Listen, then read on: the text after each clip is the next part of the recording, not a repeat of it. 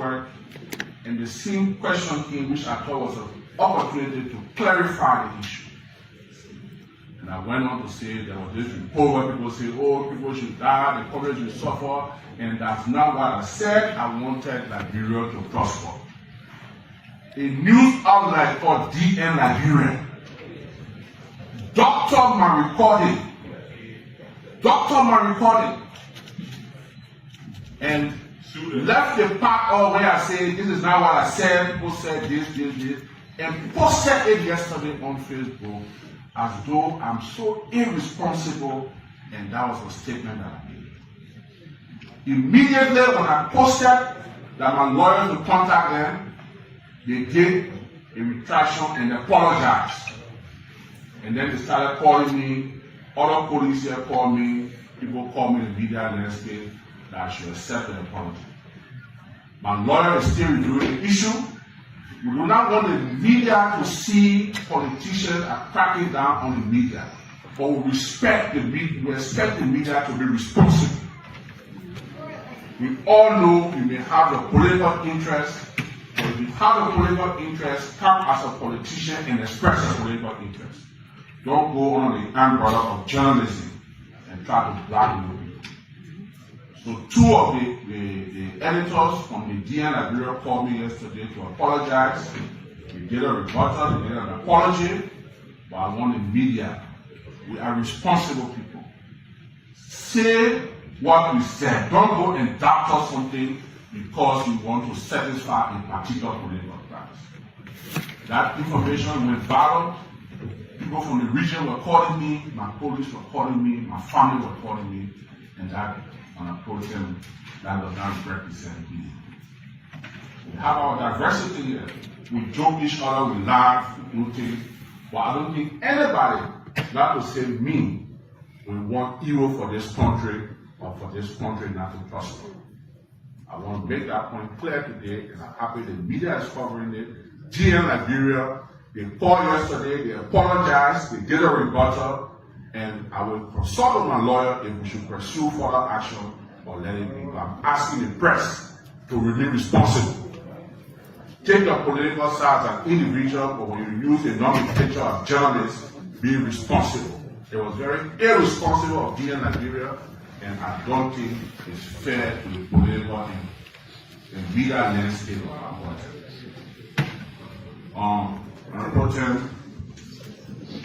On the briefing of the committee, we said, and as opposition, I don't think any opposition will say we are praying for a government to succeed itself.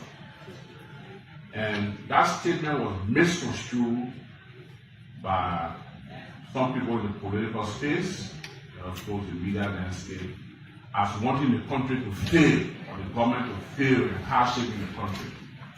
That was never my statement. I'm responsible. I want the best for this country, and I want Liberia to prosper. 2 nights ago, I was on the school network, and the same question came, which I thought was an opportunity to clarify the issue.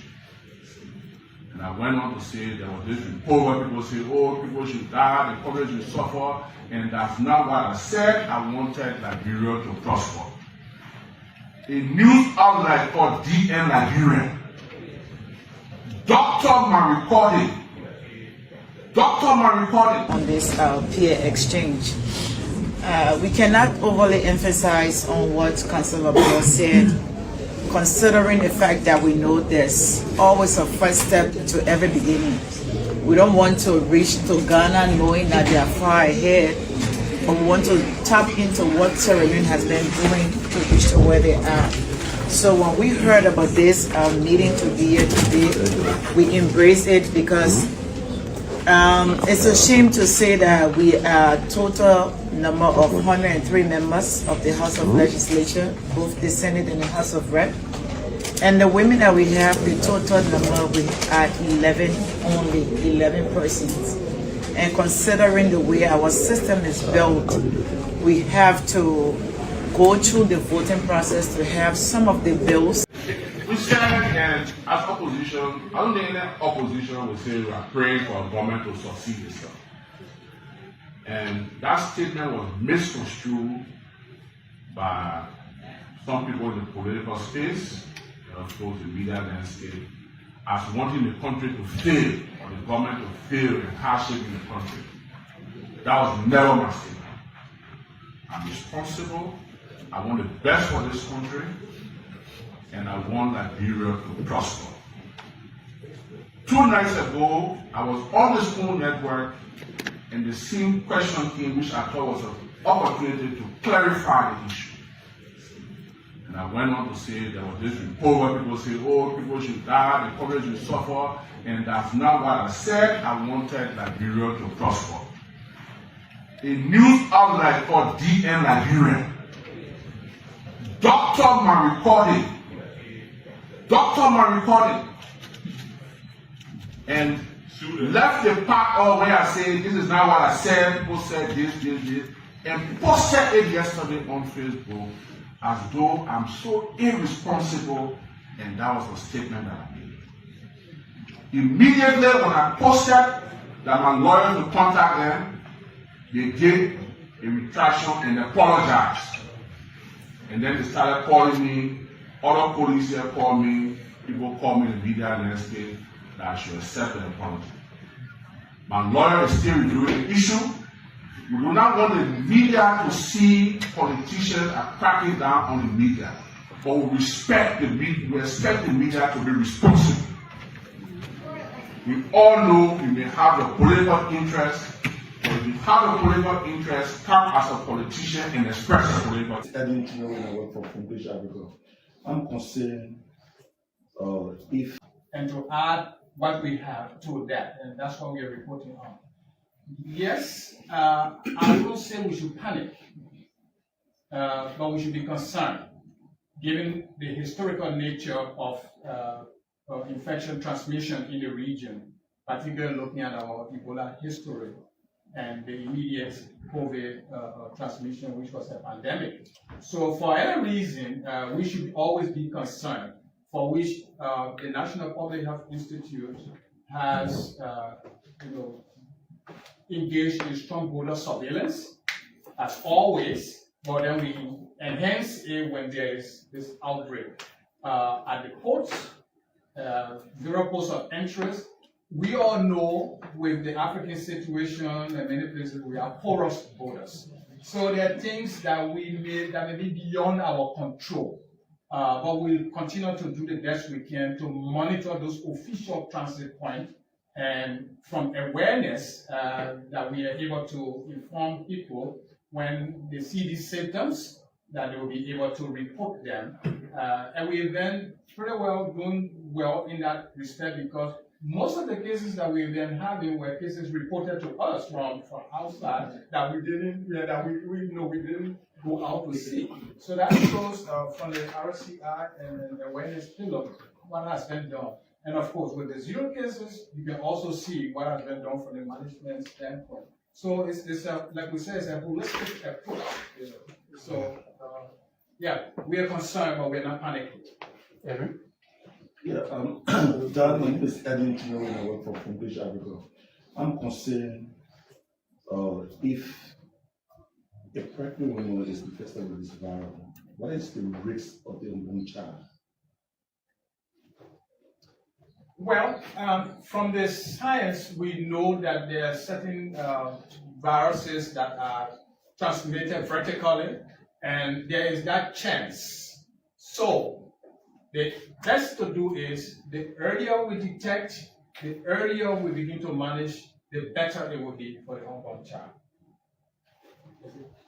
Sure.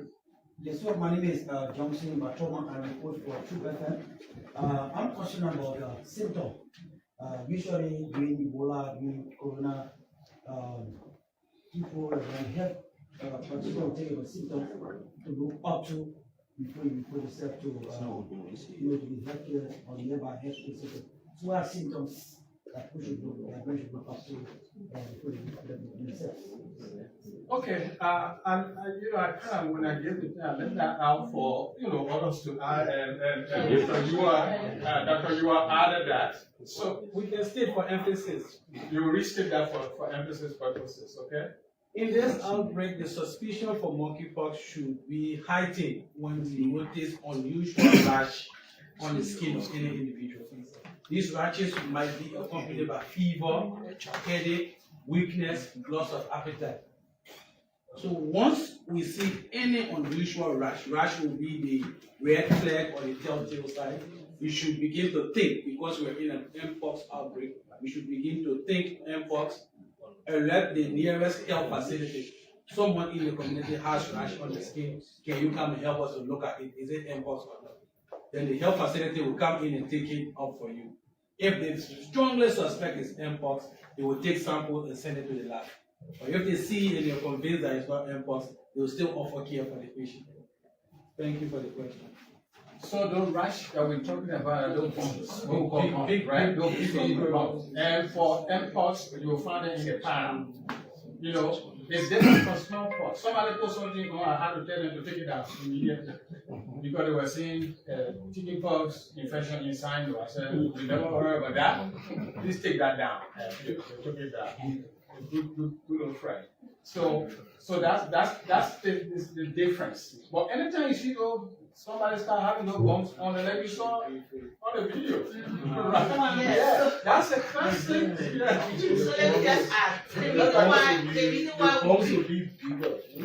Yeah. It will not be like the chickenpox bomb, and it will have pus inside. Yeah. So if you look at the picture, it's a very characteristic picture of mpox. And the reason why we are creating this awareness, because the case from yesterday passed to almost 3 facilities before he was caught. Mm-hmm.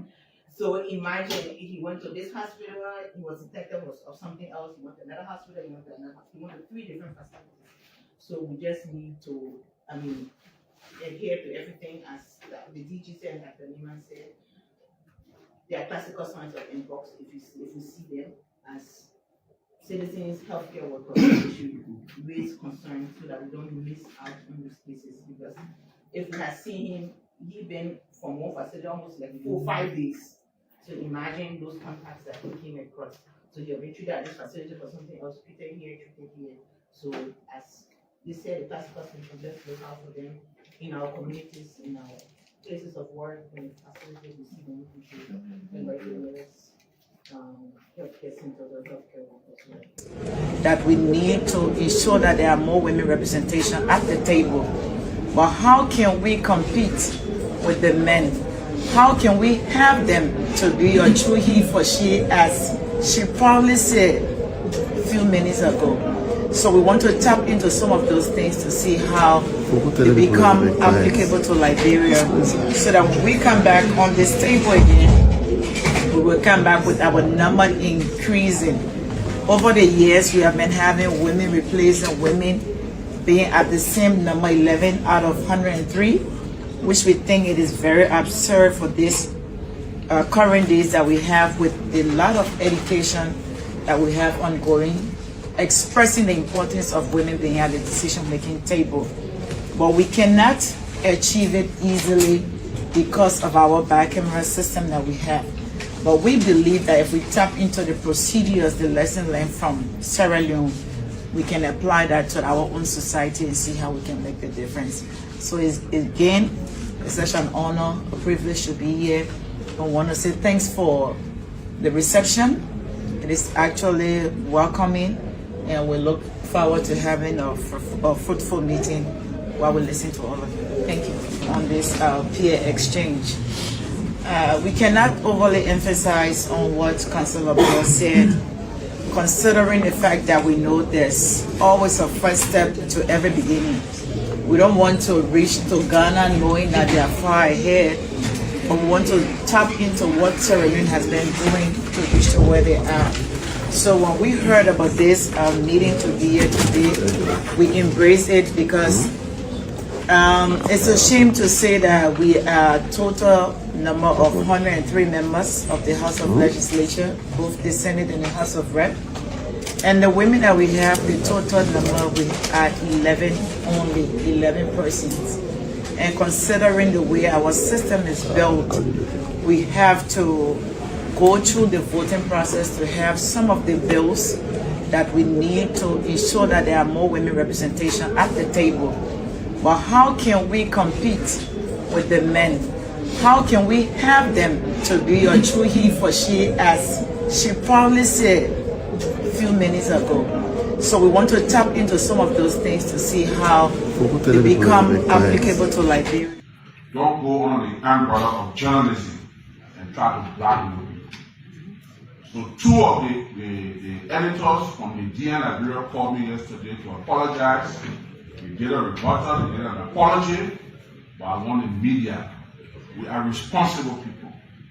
Say what we said. Don't go and doctor something because you want to satisfy a particular political class. That information went viral. People from the region were calling me, my police were calling me, my family were calling me, and that on a program that does not represent me. We have our diversity here. We joke each other, we laugh, we rotate, but I don't think anybody that will say me will want evil for this country or for this country not to prosper. I want to make that point clear today, and I'm happy the media is covering it. GM Liberia, they called yesterday, they apologized, they did a rebuttal, and I will consult with my lawyer if we should pursue further action or let it be. I'm asking the press to remain responsible. Take your political side as an individual, but when you use a nomenclature as journalists, be responsible. It was very irresponsible of DN Liberia, and I don't think it's fair to the political and media landscape of our country.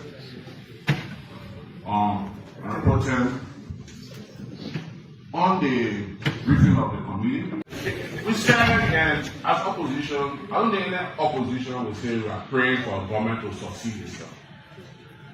And that statement was misconstrued by some people in the political space, of course the media landscape, as wanting the country to fail, or the government to fail in hardship in the country. That was never my statement. I'm responsible. I want the best for this country, and I want Liberia to prosper. 2 nights ago, I was on the school network, and the same question came, which I thought was an opportunity to clarify the issue. And I went on to say there was this report where people say, oh, people should die, the country should suffer, and that's not what I said. I wanted Liberia to prosper. Good morning to all of you. Good morning, good afternoon, good evening again. And it's always a pleasure having you joining us on this wonderful, wonderful day from the city of Painesville, Musselwhite County, Liberia. Those following us from across the world, we say good morning, good afternoon, good evening to you based on your timeline. Welcome to your breakfast info companion program, the morning rise segment on Cool 91.9. Cool Radio Hotline, Cool Kid News, and all of these outlets. You can follow us as we bring out the information on your doorsteps, in your offices, your vehicles, your business center, wherever you are on this wonderful day. To all of our students who are there sitting watch, we say we hope that you will have a passing mark. But to all of you, we like to say again to our pen rider, good morning to you, and the passengers. Good morning to our motorcyclists, commercial driver and passengers, all of you, our doctors, nurses, teachers, men and women, and good morning. It's always a pleasure as we all collectively maintain the peace. We are the custodian, and no one person can claim the victory or claim ownership of the peace that we all enjoy, because it involves the citizenry of Liberia to keep this country in what it should be on the right trajectory as we maintain our fragile peace over 2 decades. But welcome, Weekie Brooks. Sakano is behind the camera and producing all of the videos and sound this morning as usual. Ambassador of Jadon Talent University is alongside the team is here, and it promises to be great stimulative as we discuss critical national issues, and you will have the time to weigh in on the call-in segment at the appropriate time on issues that we'll discuss. But it promises to be great together. We will walk the walk and talk the talk, and as usual have to shift the paradigm of our democracy with a favor. We'd like to say to all of you, let's keep the peace. We'll take a brief up to right back this morning. For DN Liberia, doctor my recording. doctor my recording and left the part of where I say this is not what I said. On this wonderful, wonderful day. Yeah. You know, firstly, we want to say a very added listener of this program, and as a matter of fact, one-time president of the fans club of Cool. Social media celebrates her birthday today, a woman who's been in the business or helping to transform some of our brothers and sisters who currently, you know, been subdued to some, you know, dangerous substance. All of those substances are so bad and keeping them in the street trying to rehabilitate. But we'd like to wish you all of the best as you celebrate on today and continue to make a meaningful impact with the little resources available. You are transforming and helping to make a better lives for some of our promising brothers and sisters who should be the next leaders of our country. But it's always good. You got our backing. We'll keep you in prayers as you making some strides in helping to transform Liberia. While others are still being criticizing, you know, trying to bring other people down, some Liberians are making significant progress in how to get Liberia on the right path and cut off some of the negativities. Move Liberia. We cannot just talk politics. At times, you have a sober reflection on yourself and ask, what progress, what's my own contribution I'm making? How are we getting things done? How are we moving Liberia to the next stage? But you wouldn't listen when somebody bring up critical issues and it affects your political party. That's the time you are moved, you are hurt, or when it touches your political leader, you know, you are not concerned about the bigger picture called Liberia. You're not concerned that your party being discussed.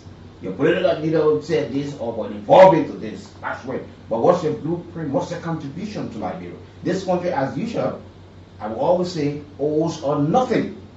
We owe this country. If Liberia should get better, it is incumbent upon you and myself to move Liberia. Development, we will not go to sleep, wake up in the morning and see skyscrapers, and see castle in the air, and see bridges, lights, water, security. It is upon us to make it better. Just as you leave the shores of Liberia, travel to other countries and come back and explain, oh, the place is nice, oh, the place is this country called Liberia can also. But if we do not have the right people with the right mind in the right position, we will not get there. Our neighbors will develop and they will generate millions and millions of dollars for us because that's where we will be pleased to go have holidays. That's where we will send our children to go to school. And we, Liberia will remain in the state that should be in for the last 100 and some more years. In the next couple of months, we're going to be celebrating another independent, 170. What are we thinking? Are we marching our independence as a sovereign state with the development? You come to think about it. Come to think about it. We want to say thanks. Hopefully by 9 o'clock this morning, we'll have us on this platform, the Special Presidential Envoy, Ambassador Sheikh Mustafa Kouyaté, to sit with us on the platform and discuss a range of national issues and other issues moving the country forward, looking at a year plus of the Unity Party government, of which a lot of them supported, brought to the stage. They look at the progress made, they look at our international religion, they look at our image we are building, they look at investment, job creation, all of these things, youth capacity building, all of these things will be looked at on the platform, hopefully at 9 o'clock this morning. The government of Liberia has announced that a plan to construct more than 100 new schools nationwide beginning this year. So you got to be looking at it in a picture of the next couple of years, more than 100 schools across the country. And this is so welcoming. But there are other issues folks who we have spoken to, and these things are great. The Minister of Education, Dr. Jaso Jala, she made the pronouncement and have the Ministry of Finance Development penny, in my boosting the efficiency and delivery of major schools across the country. But there are folks who are also concerned. While we applaud the government for such initiative, with support from World Bank and other international partners, talking about around, you also looking at the World Bank, the 90 billion excellent lending in Liberia, and they were also talking about improving the digital learning infrastructure across the country, because it's something that is very key. There are a lot of other countries right now. The world has evolved. We live in a digital age now. We can't continue to still be learning when the digital age was not around, but we have to meet international standards. We have to meet and be on par with all of our colleagues in the sub-region and other parts of the world. Our kids are going to school out there. Our brothers and sisters are traveling on a daily basis, coming back with new ideas. And these things might have a triggered or positive impact in the life of Liberians. So this is a welcome statement, but it is pronouncement from the government of Liberia through the Minister of Education that is so welcoming. We are about to hit, or we are currently into the rainy season. In just a couple of days, we experience heavy downpour of rain. There are a lot of issues, there are a lot of concerns being raised. And we see some of the things that took place last year gradually returning. Some of the things. And we sat on this identical platform. We made recommendations, not just to discuss it, but at times we are involved into making sure that some of these things we can actually set measures that we do not have a repeat or reoccurrence of some of these issues that we are not experiencing. So we went on and on and on and on and on until we have reached where we are today. We still have a lot of public schools across the country that in dire need to be looked at, renovated, and furnished, provide chairs, benches, laboratory, computer lab, and a whole lot.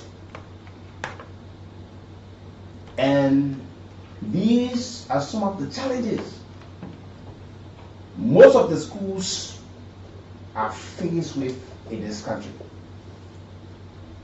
Here's some of the faith-based schools.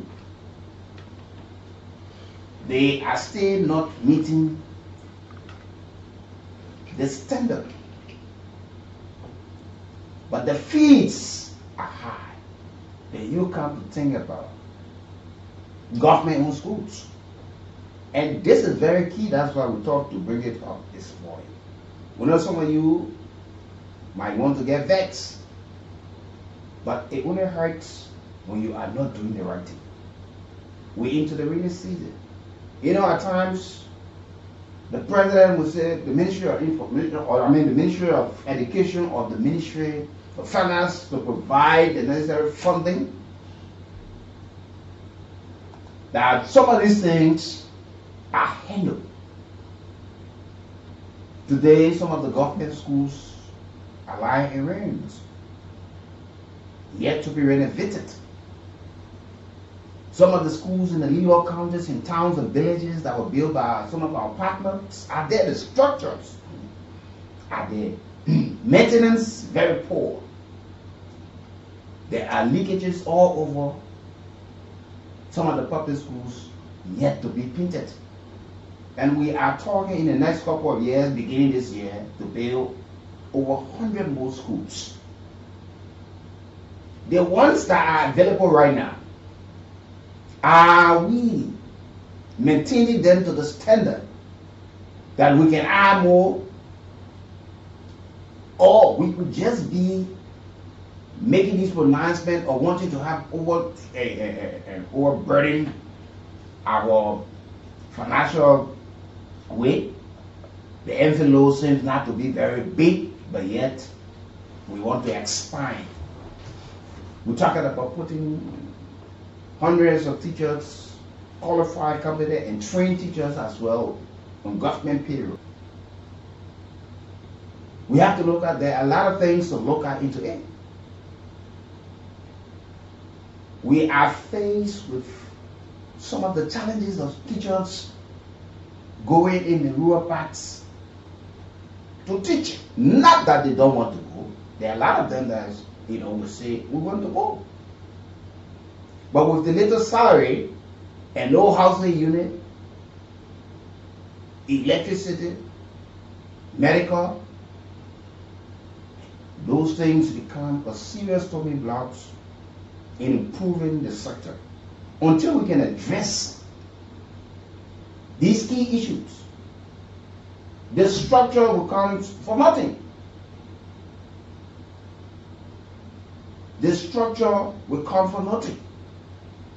Because it is those who are teaching, indoctrinating positive impact and knowledge into the kids for better tomorrow, when they are not certified, when their accommodation and the living condition is so bad,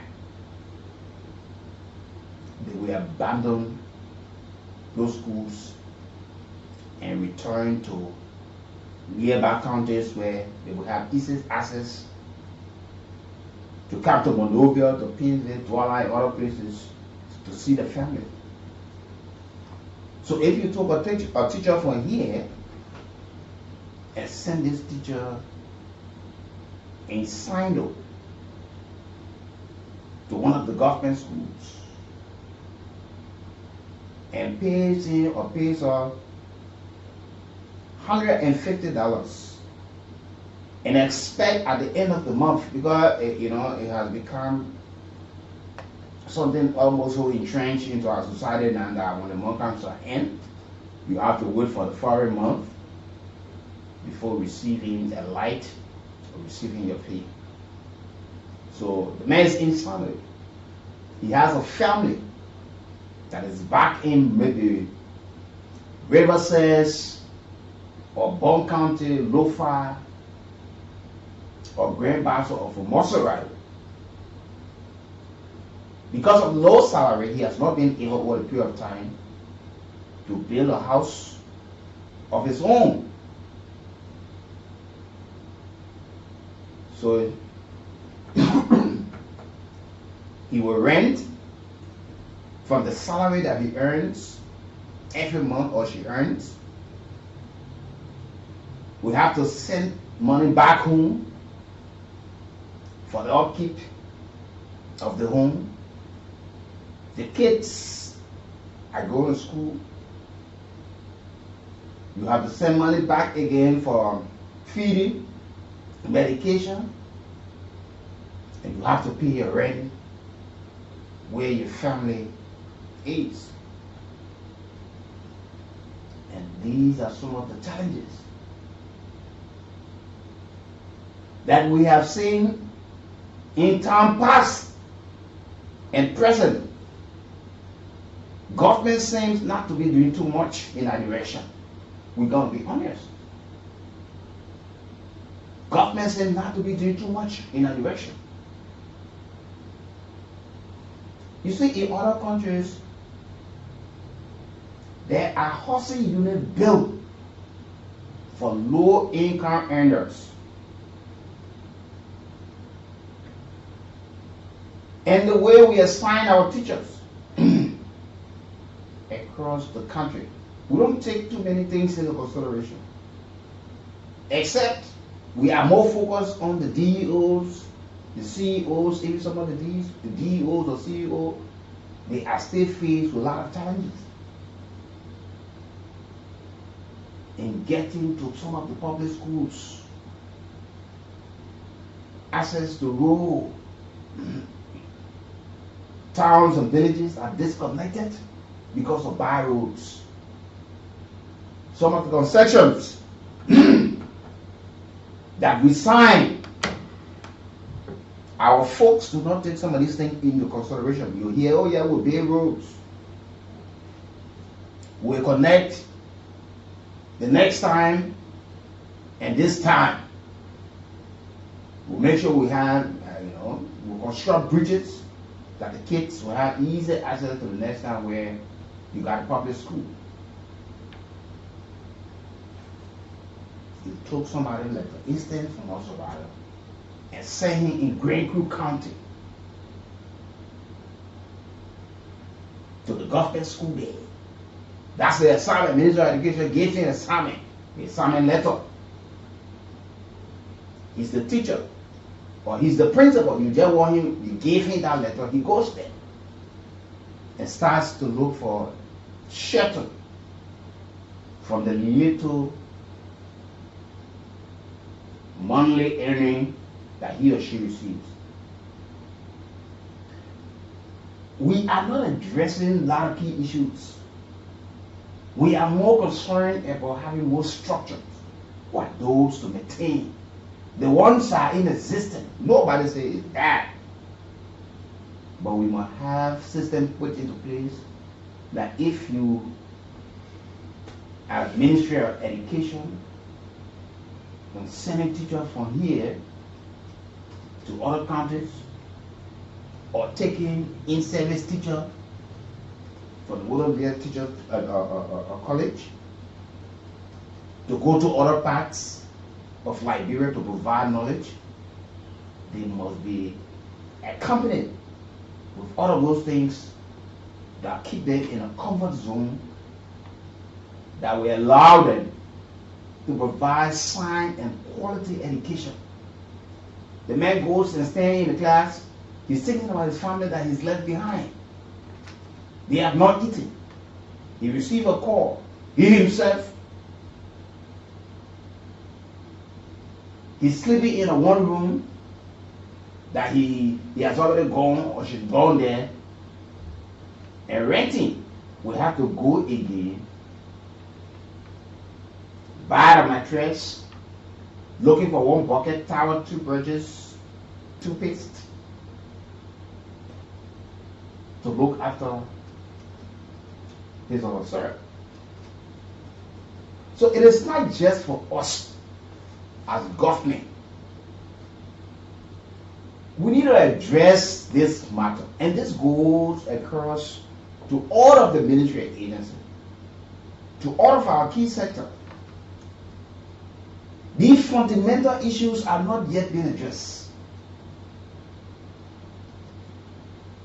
JFK is still faced with a lot of problems. We all congratulated the former government for building the 14 military hospital, for having the Emory Hospital. But go there. We have already got a lot of other hospitals. These hospitals are still contributing. But you go there, you still see the challenges. We did not address JFK issue while we were constructing new hospitals, while we were constructing new clinics. We said to our partners, we asked them what to need. Sometimes we don't do proper assessment. The people are not involved into what they need.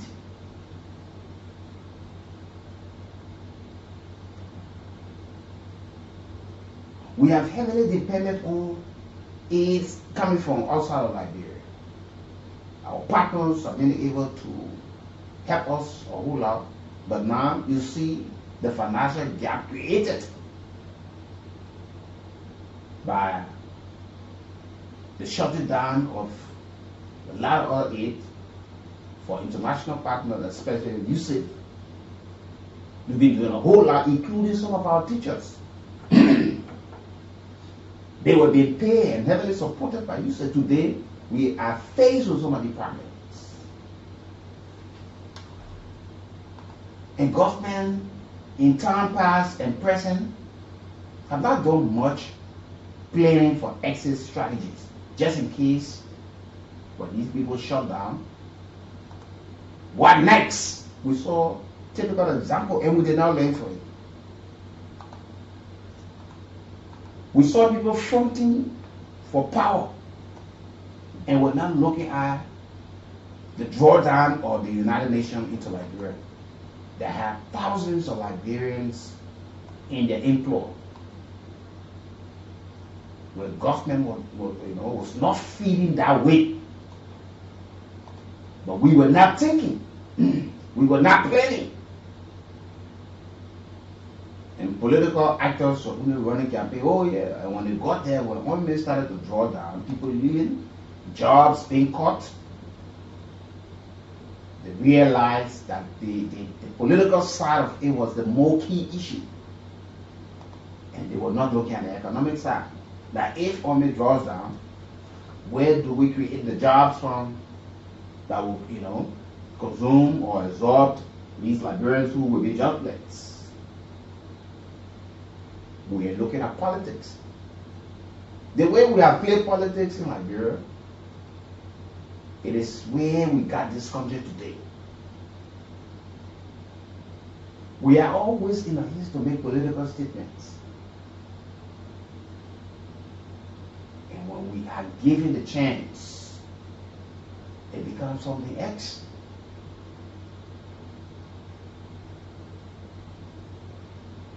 Today is the scene with our police. They assign one police officer to this place, the police officer reassign himself. Why you think the man should be assigned in Bone County? He's in Raleigh.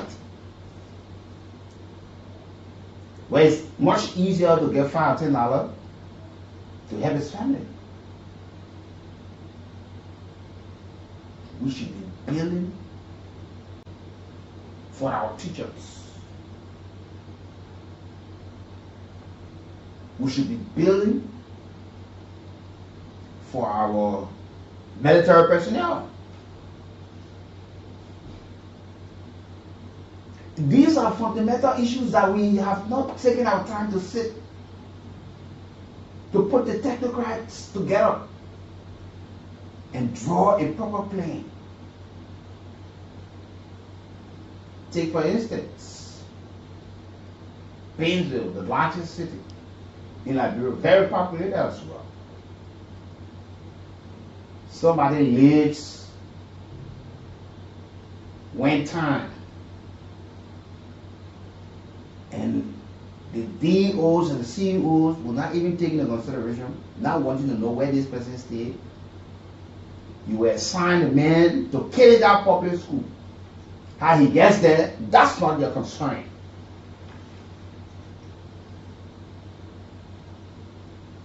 If he or she misses classes about 2-3 times, he says, oh, we'll suspend you. So if you had hosting units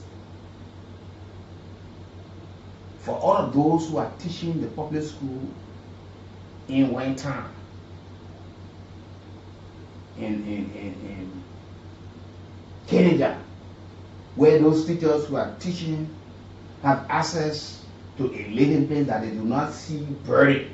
You are not worried at the end of the month, where in a month with electricity supply, water, you will see the productivity, you will see the results.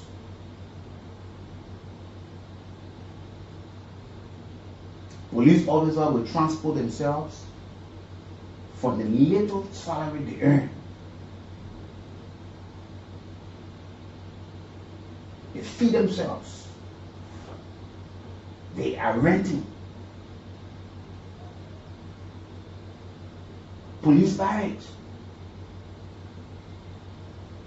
They will play politics, sending people telling people to be to the barracks while other people be to the other side. But when our folks travel and they come back, you hear them spinning Say when you go to one teacher quarter, you take for instance the Painesville Community School here, the junior and the senior high, where you have also a unit for all of those who are teaching. Or you got buses that will pick these people up. They get pick up time in the morning and after school. You will see how things will progress. You will see how things will move. When you see other folks across the world more relaxed, they are not so brilliant. They're not. But they are living in a conducive environment that government provides all of these things for them, that you will not have that worry. The mayor is not concerned about transportation to go and teach. So even if you assign him in winter time, or he's lives in winter time, and he or she teaches PCF, or Sophie Public School, or Tottenham High, GW Gibson, all of the top government schools, and knows fully well the pickup time is at that junction for the bus to pick them up, he's not worried. He gets there at the appropriate time.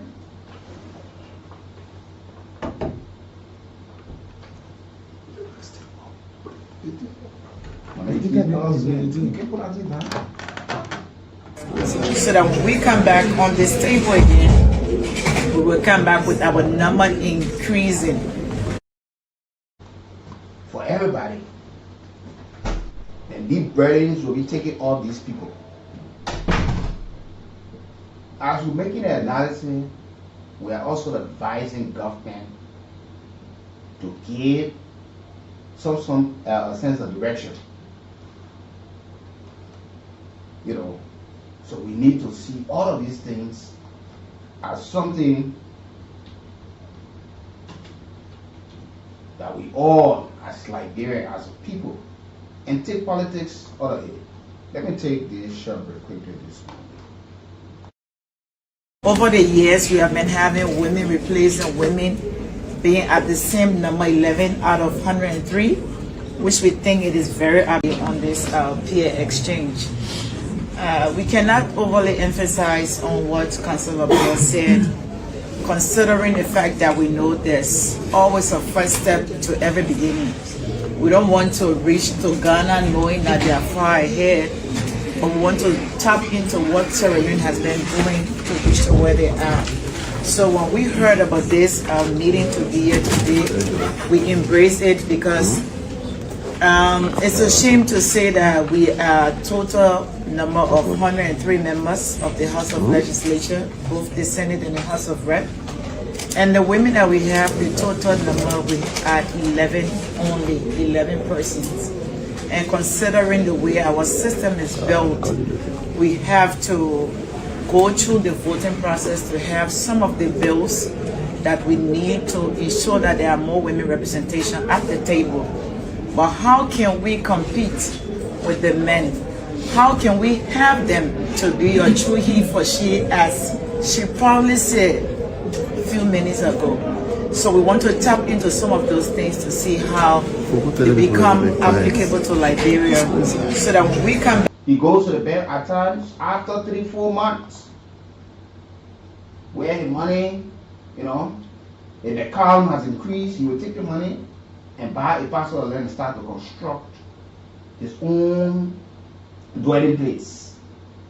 He has medical slip when he's sick or his family to somebody designated hospitals and clinics, he goes there.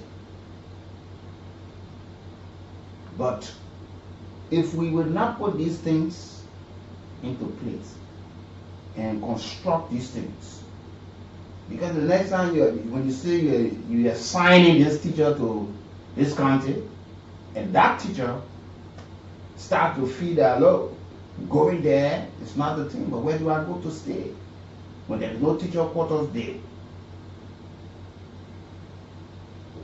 And the resources are here to handle some of these things. Our Committee on Education for the lower and upper house, they are not taking these things into consideration. They only want to confirm minister, they only want a summer minister, why teachers are not getting the pay. But we must be looking at these things.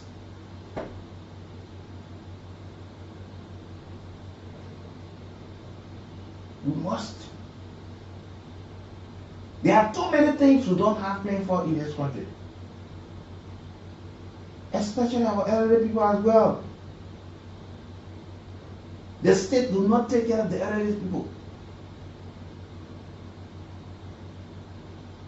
After serving a long period of time, they are abandoned. You wouldn't know when you are actively serving government. How much money do people make to save?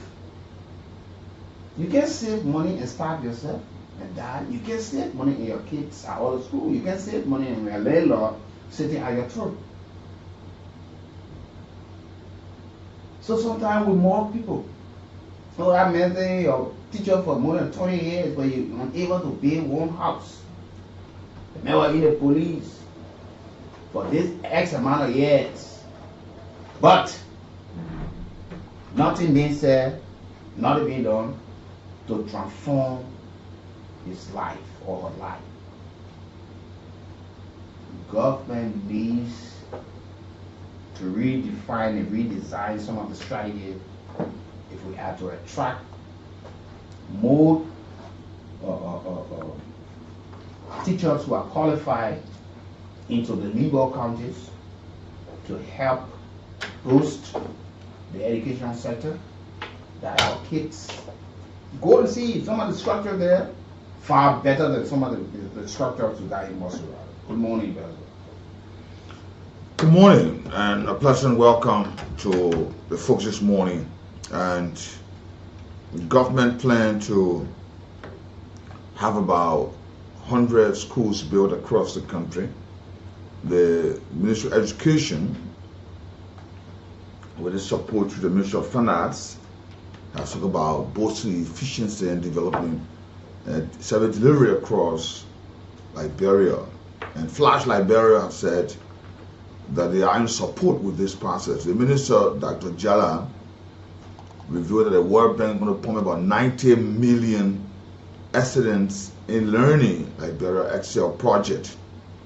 You know, this is important because as well as fight is welcoming, even when as we speak, volunteer teachers are complaining.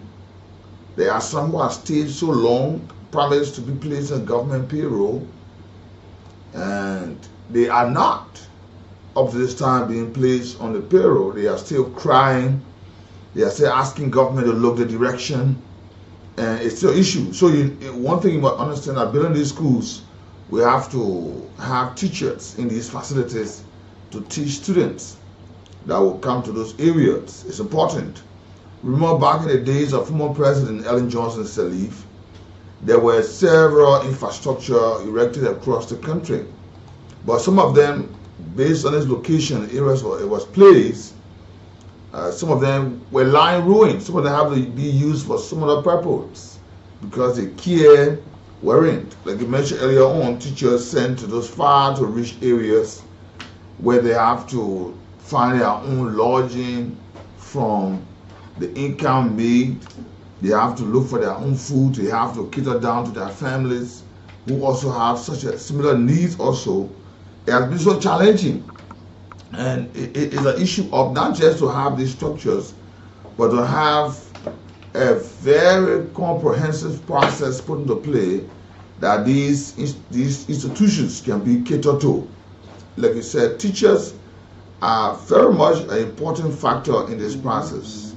And if you have the construction of more than 100 new schools nationwide, are there plans to have teachers? Because when you have these schools erected, for instance, in Maryland County, if you have 4, 5, or 10 of those institutions erected in Maryland County, Grand Crew County, where it covered a very large land space in a very generated structure without the students, or with the students without a teacher, it becomes an issue. Sure. One of the issues I recorded with the volunteer teachers, a young man at the time who was 41 years old when he joined a voluntary teacher process.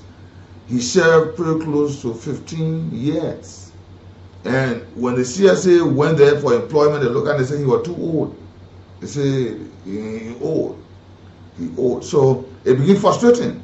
After sacrificing all of those years, then that he's been placed on such a note that you are old and you can now be employed because we want very young people who can depend on all that. These are some of the challenges, and government need to look in that direction. People who will cater to those students, people who will cater to those facilities are a very important factor, not just the structure. Because you build the structure today, if you don't have the people there, it becomes useless, it becomes meaningless.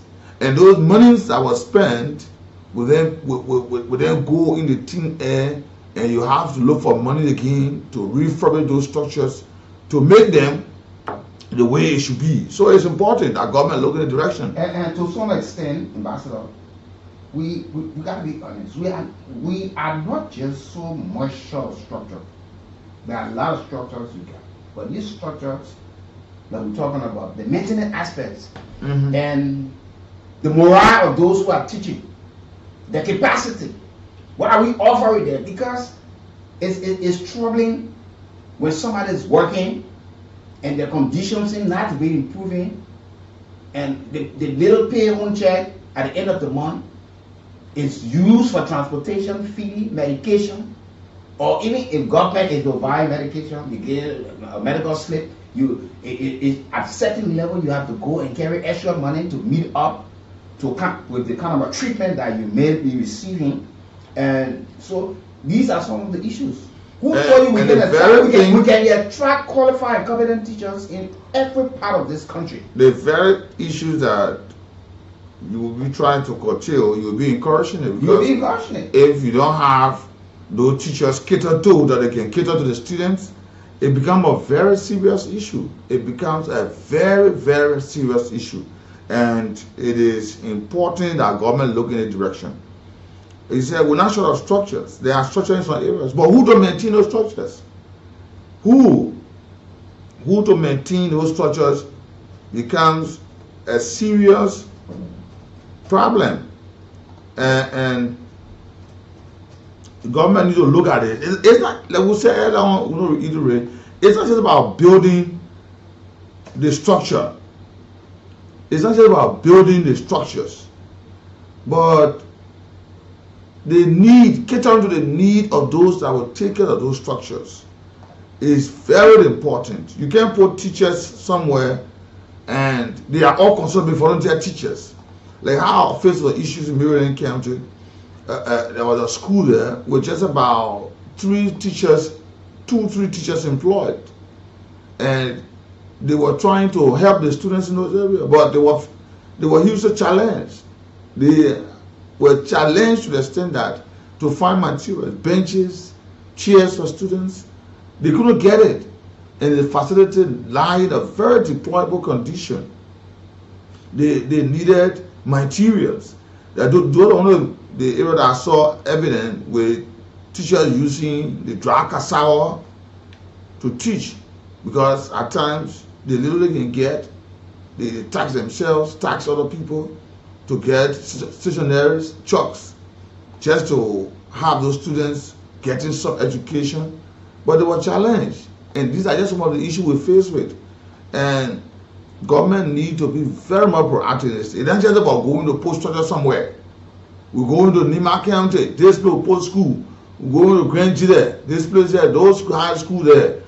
And at times you put it there, the students come, no teacher. Or the teachers are there, they are volunteer teachers. At the end of the day, their needs are not met. They will tell one day, at times, leave. At times, to have livelihood, they take these students to their farms, to birch, to plant cassava or to harvest. That when they sell, they get something. You see?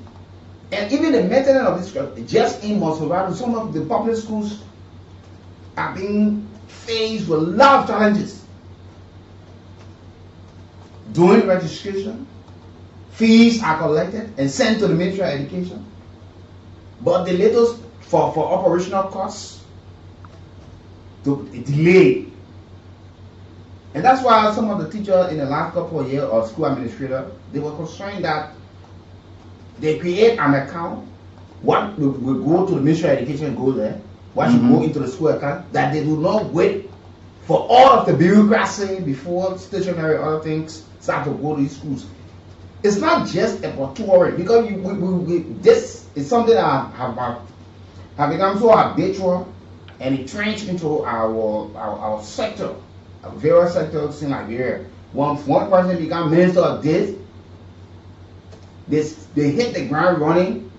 They say they're taking a nationwide tour to see some of the challenges, to assess how the condition of schools, the students, the teachers, and they come back to Monrovia in the air-conditioned cars and offices, make a whole lot of statements, and at the end of the day, those conditions are still the same. Because there is nothing new. Since after the Civil War, we continue to hear and see these same things. How are we solving these problems? We still know that in the rainy season, schools, some public schools are yet to be painted, renovated. There are leakages. Heavy downpour of rain will disrupt classes. Students will have to leave because the teacher cannot stay in the water to teach. Sure, and the students cannot be in the rain. Already they're sitting on broken and benches and chairs. These structures are existing but be maintained first. We get the right people running it. With all of the support, then we start to think about looking at the population. Because these things will be able to inform us. And that's why we spoke about it continuously during the census. We said the essence of having most of these things done is to inform government how the budget, how they distribute the resources, and how they go about carry on development of the country. Because if you got one county and you look at the census and it tells her that this county got 150,000 people, do we need 10, 15, 20 schools there? Because at the end of the day, if we are not strategic in how we decentralize development, which is good, we might just have structure that will be abandoned because it will be of no essence to that community. Do we sit and look at some of the structure? Do we need annexes? We need to be looking at that. And one of the things that we even say here, let's look at PCS Radio. It's stone throw from where we broadcast. That building, we can have 3 or 4 story buildings attached to it. Use the airspace.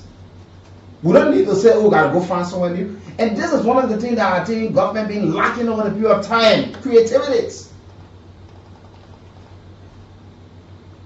You got one public school, just flat. Cannot absorb all of the students at once, but you still got the space. You get the pillars. You get the engineer. You can put 4, 5 stories. And you have almost 200-300 students. Or even 2,000-3,000. Sure. That even government can have vocational school there when normal school activities are over for the day. You're already crying for the overcrowdedness of classes. Look, then the facility. That's the simplest advice we can give government. Make use of the airspace. And you have, look, go and see teacher lunch. Go to public schools. Go and see. There are too many things that government needs to seriously address. But we're going to talk about that more, but it's time we go for our Mary McGraw-Harty from the Mary for Life Health Healing Center. international there in Bernard's Fountain. They're providing help, and supplement to a lot of our folks who are suffering from some of these diseases or sicknesses over a period of time. Again, a long time. Those of you suffering from low blood pressure, sexual transmitted diseases, growth, rheumatism, also as well as stroke and other things. The guys are there. This is Liberia owned. It's not imported. Made right here by Liberians. You go there, they will tell you. Okay, so let's go for it. One thing we ask of you, one thing that we. The people that used to sell Marimaga hot tea medicine all over in Lofa, Nimba, and all of Bon counties. The people finally now settled down in Moserado County. The Marimaga hot tea medicine here. People in Lofa, people in Bon counties have been buying the Marimaga hot tea medicine. People with terrible sicknesses, and most of them have been healed and been giving testimony about the Marimaga hot tea medicine and how good it is. Finally, the people now settled down in Moserado County here. In Moserado County here, Monrovia, Liberia, the people, when you go to Bonafan, opposite Makumba Bendu tissue factory, right beyond the block factory, you will see the people office that they Marimaga hot tea people. They're going to be sending the Marimaga hot tea to you. And if you want to buy this Marimaga hot tea medicine, that's small money. The whole week, 7 days dose is just 5,600 LD. If you buy the medicine here, you take all of the dose, my sister, my brother, all of your sicknesses you've been suffering with gonna be cured. This medicine they call Marimaga hot tea can take away or kill all kinds of sicknesses, and some of the sicknesses that a Marimaga hot tea medicine can kill are typhoid fever. Every time you're feeling cold in your body, you're feeling sick, infection, stomach complaint. Every day you complaining with your stomach. You say my stomach hurting, my mom my stomach hurting, my wife my stomach hurting. Even women that cannot see their period, the medicine they call Marimaga hot tea can solve it. A sexual weakness, you can't do your homework go, you come from working or you go somewhere, you come back home, you can't do your homework go. Your woman tells you say bad limit man, sexual weakness in both men and women, they Marimaga hot tea, it can kill it. Numbness in the body, eye problem. Every time you complain with your eye, you can't see clear. The Marimaga hot tea can solve it. It can cure it. Also, every time you complain with your stomach boiling, you can't eat pepper, you can't eat this one. Also, the Marimaga hot tea can solve it. It can cure it. Rheumatism, back pain. Every time you complain with your back, my back hurting, pain in my back. Marimaga hot tea medicine can cure it. Diabetes, the sugar problem. This Marimaga hot tea can cure it. Skin disease and many more. Marimaga hot tea medicine can cure all these problems. Here are some of the testimonies of people that Marimaga hot tea medicine has cured, and today they are free and living happily. My name is Sisi Galima. Okay. I live in Kolahu, Kobasile, Kisi. This medicine have done well for me from Monday to this Monday, making it 1 week. Okay. The first of all, typhoid have been disturbing me. That even it have taken me more than 5 years. I don't take bath with cold water, but this medicine makes the way I sweat, the heat coming on fire. I take bath with cold water, and I'm fine in the body. And also, even my outside have not been too clear, but it make now I can see a distance, seeing very clear. And also, as a man, it makes me active, sexually active. I play my game number 1. I used to always play weakness in the defense, but now I'm strong. If I can leave on the defense, go school and come back, which is my sexual organ is very active. That's great. As a young man, I'm moving strong. All of my joints that have been hurting my waist, everything free. This medicine is very good. It's natural. It's very good. It don't have any side effect, but it do it well, perfect. My mother was sick. I've been spending money from hospital to hospital, but that time she almost died. I sent for my people in the king. And when I hear the news over here, I have brought her. Well, I tell God, thank you. She well. And even my auntie, they call Yene. She was saying she was not working good. She was in the same church. And when I told her, people they come here, gave me testimony. All right. So they medicine me. And that's when we were supposed to play with. Even my mother had testimony because she was not working, she was not talking. But they did testimony. People see what I want to do. Every time people when they come here for their medicine. Okay. So they medicine, but they're doing well. My mama, yeah, she was not working. Our patient in your house. She will not come outside, but now she got wash, she go in the bathroom, she pay for sex. She will not be over asking people. Awa, dala give it a badge, and you get category. The baby call a bag, yeah, can I? Okay. Now I studied in Silla for away you. Can I hang on the little food? Cano, mama, cano, mama, cano, mama. I got no mama. Mama can. Oh, mama, I can't know my maid. Well, I was suffering for 7 years, going up and down, no way. When I heard about you, I go to Foya about the medicine from buying this medicine. I'm feeling healthy than the way I was before. So my people who listening to me, the medicine, the good medicine, that make me to be alive today, got the first, second this medicine. So what kinds of sickness you were suffering from? Our foot problem. Yes, my foot problem. Okay. And how long that was Hamburg? You said 7 years, right? 7 years. Okay, thank you. You are welcome. I'm well now. Rush now and buy this medicine, Mary Maga Hot Tea, for some more money. The Mary Maga Hot Tea medicine is sold for $350 Liberian. The whole week, 7 days dose is just 5,600 LD. In Montserrado County here, Monrovia, Liberia, the people, when you go to Bonafan, opposite Makumba, Bendu Tissue Factory, right beyond the block factory, you will see the people office that they Mary Maga Hot Tea people. They're going to be sending the Mary Maga Hot Tea to you. For more information, you can call the following numbers: 0777 444 591, 0770 913361 and 0776 36 9805. And if you want to buy this Mary Maga Hot Tea medicine, that's small money. The whole week, 7 days dose is just 5,600 LD. If you buy the medicine here, you take all of the dose, my sister, my brother, all of your sicknesses you've been suffering with gonna be cured. So rush now and you will live happily.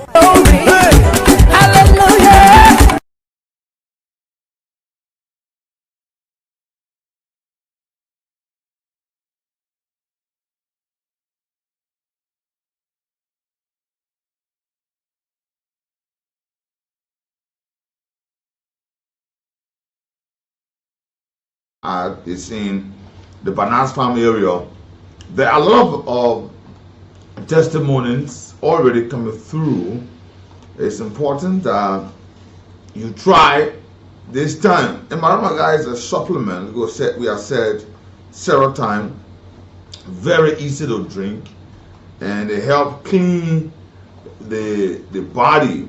Whatever issues you are faced with, diseases you are facing in your body, it helps clean the body. So it's important that you try the Marimaga. It's suffering from typhoid, rheumatism, it's suffering from low blood pressure, eye problem, stroke, growth, sexually transmitted diseases. It helps in this process and several other issues. They are already testimonies, especially from Montserrado County and other parts of the country. So it's important that you try this. And some of you who want the fruit of the womb, it also help in this process here. And Marimaga is currently in 4 counties. Lofa County, you find the Vonjama in Zozo Belt, or into the Fuya Kolaon area, you find Marimaga there. It's also now in Bon County. If they're into Banga, you can find them. And there are plans to extend to other parts of the county. You go to Ganta, Nema County. It's there. There are plans to extend to Sanikule, Sakipie, Bound Campbell, and other parts of Nema County. And now it's in Montserrado County. So you can take advantage.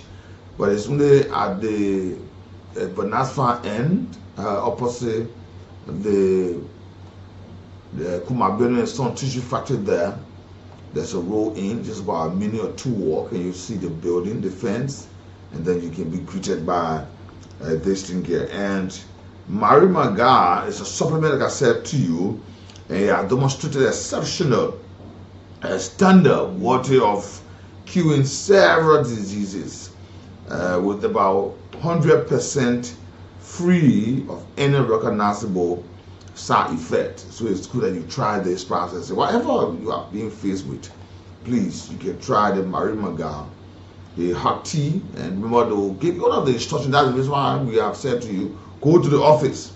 But when you get to the office, there where they will give you this thing, and they will teach you how to mix it, and they will give you all of the answers to questions that you want to ask, all of the healing doubt that you have, and the questions you want to ask, they will give you those answers there. So it's important that you get to the Marie Maga office and get queued today.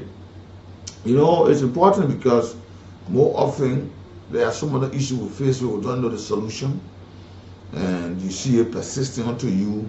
So it's good that you clean the entire body so it can help you be free of that. You can listen to some of the folks said they were suffering from a food problem, they were suffering from eye problem, they were suffering from sexually transmitted issues, and all those things they help for your own good. So the Marine for Life Healing Center is now into Moswell County.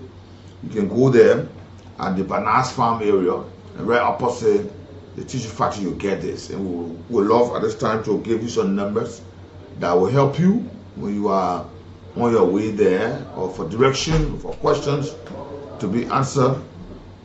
So you can call Mr. Prince B. Gray, Mr. Prince B. Gray Sr.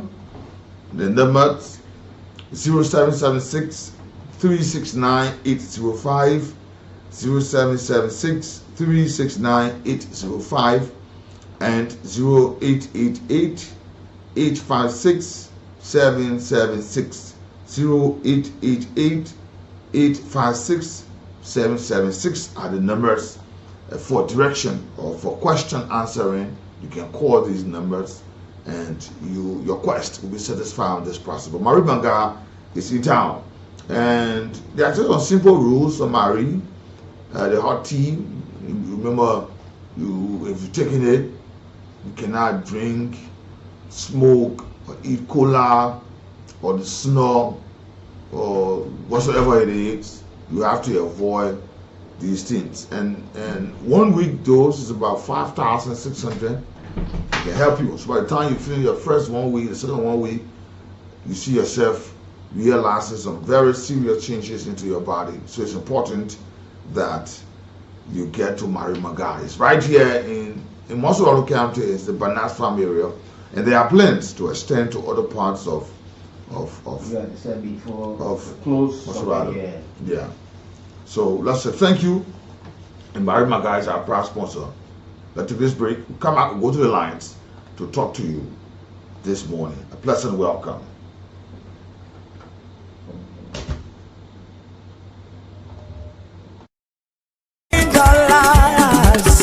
One thing we ask of you, one thing that we The people are into selling Marie Maga hot tea medicine all over in Lofa, Nimba, and all of Bon counties. The people finally now settle down in Motorado County. The Marie Maga hot tea medicine here. People in Lofa, people in Bon counties have been buying the Marie Maga hot tea medicine. People with terrible sicknesses, and most of them have been healed and been giving testimony about the Marie Maga hot tea medicine and how good it is. Finally, the people now settle down in Motorado County here. In Motorado County here, Morovia, Liberia, the people, when you go to Bonafan, opposite Makumba Bendu tissue factory, right beyond the block factory, you will see the people office that they Marie Maga hot tea people. They're going to be sending the Marie Maga hot tea to you. And if you want to buy this Marie Maga hot tea medicine, that's small money. The whole week, 7 days dose is just 5,600 LD. If you buy the medicine here, you take all of the dose, my sister, my brother, all of your sicknesses you've been suffering with gonna be cured. This medicine they call Marie Maga hot tea can take away or kill all kinds of sicknesses, and some of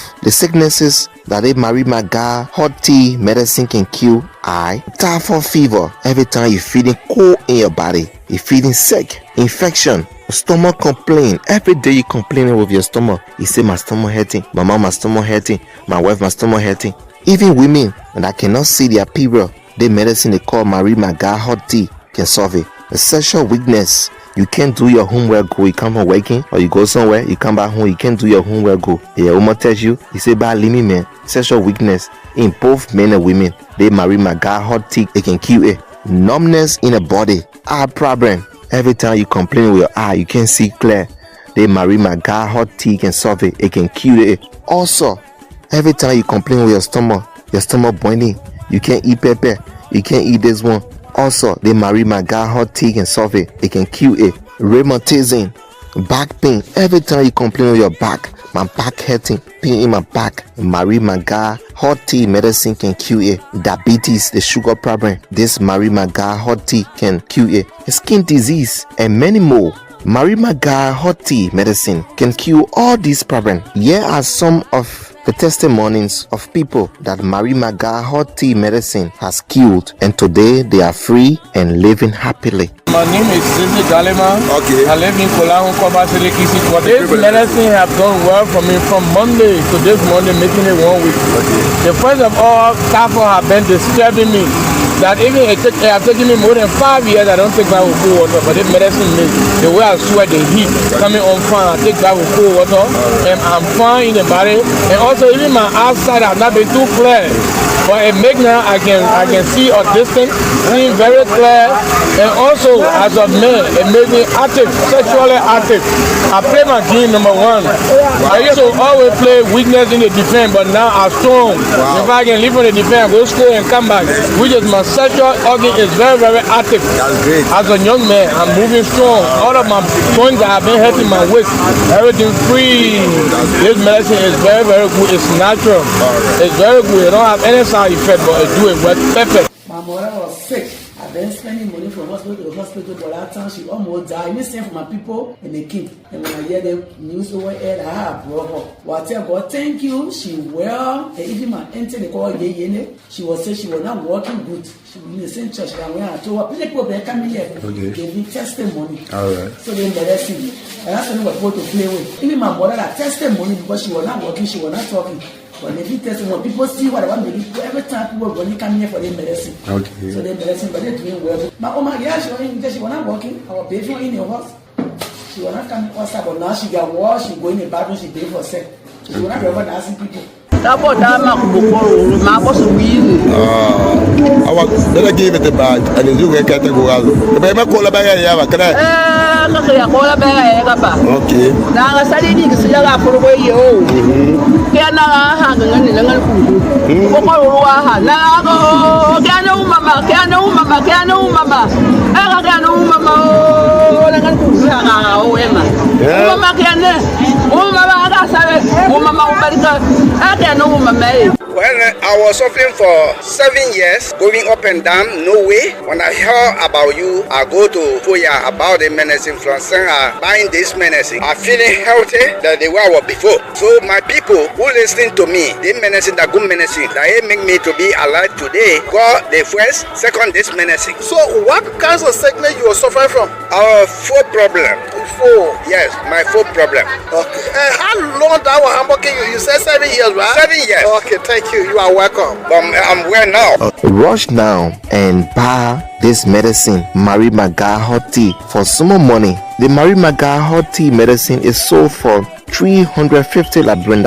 The whole week, 7 days dose is just 5,600 LD. In Montserrat County here, Monrovia, Liberia, the people, when you go to Bonafan, opposite Makumba, Bendu Tissue Factory, right beyond the block factory, you will see the people office that they Mary Maga hot tea people. They're going to be sending the Mary Maga hot tea to you. For more information, you can call the following numbers: 0777 444 591, 0770 913361, and 0776 36 9805. And if you want to buy this Marimaga hot tea medicine, that's small money. The whole week, 7 days dose is just 5,600 LD. If you buy the medicine here, you take all of the dose, my sister, my brother, all of your sicknesses you've been suffering with gonna be cured. So rush now and you will live happily.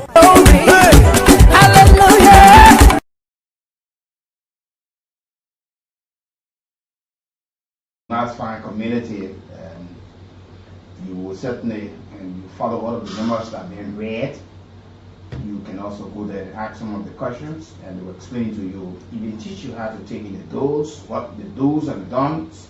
So it's Liberian owned, it's not imported, and it's helping a lot of young people and other old folks in Liberia as well. So take advantage of them. You've been sick for so long, you've been on the bed for so long, you've been seeing your neighbors, your friends, your relatives, all of these people over the period of time. So it's always good that we take some of these supplement the herbs from roots, from trees and all of these things, and we'll tell you everything so you can